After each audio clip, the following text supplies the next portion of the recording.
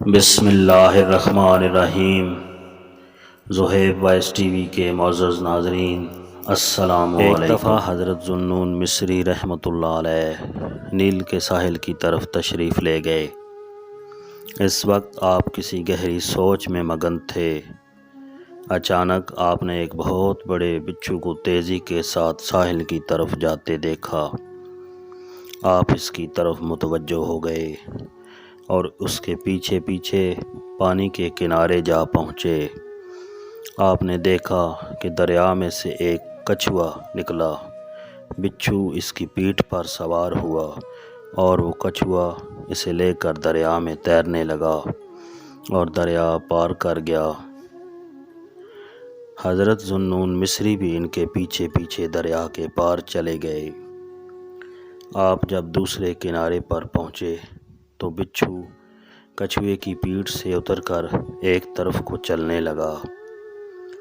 تھوڑی دیر چلنے کے بعد وہ ایک درخت کے نیچے جا پہنچا۔ آپ نے دیکھا کہ وہاں ایک نوجوان زمین پر مدہوش پڑا ہوا تھا اور اس کے سینے پر ایک اژدہا اسے ڈسنے کے لیے اپنا پھن پھیلائے جھوم رہا تھا۔ وہی بچھو تیزی کے ساتھ آیا اور اس اژدہے کو ڈنگ مار دیا اور واپس چلا گیا۔ اس کے ڈنگ سے وہ اژدہا مر گیا۔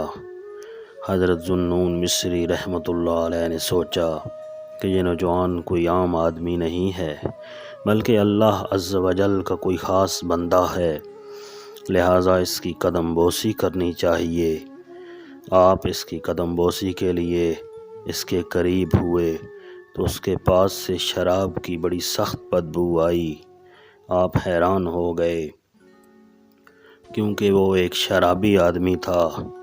اتنے میں غیب سے آواز آئی، اے ذو النون، حیران کیوں ہوتا ہے؟ یہ بھی ہمارا ہی بندہ ہے۔ اگر اللہ عز و جل صرف نیکوکاروں ہی کی حفاظت فرمائے گا تو گناہ گاروں کی حفاظت کون کرے گا؟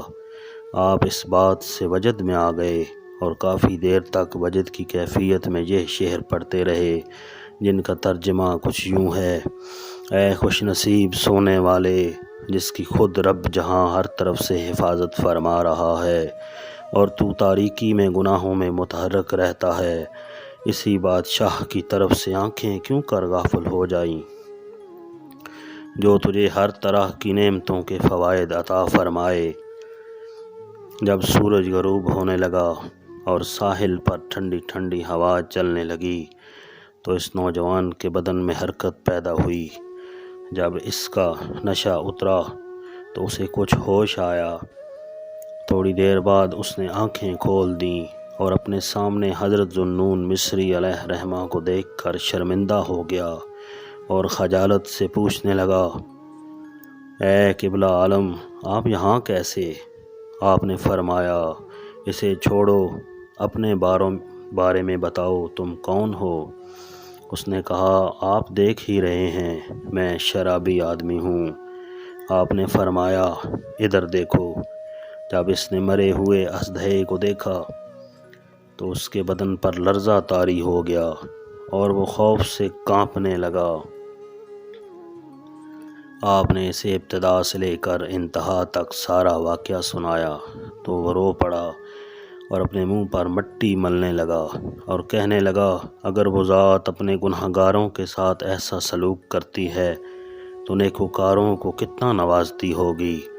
یہ کہہ کر جنگل کی طرف چلا گیا اور سخت مجاہدوں میں مصروف ہو گیا۔ آخر کار ایک وقت ایسا آیا کہ اس کا شمار اللہ عز و جل کے مقبول بندوں میں ہونے لگا۔ اللہ عز و جل نے اس پر اتنا کرم فرمایا کہ اگر وہ دور سے بھی کسی بیمار کو دم کر دیتا تو اللہ عز و جل اسے شفا عطا فرما دیتا۔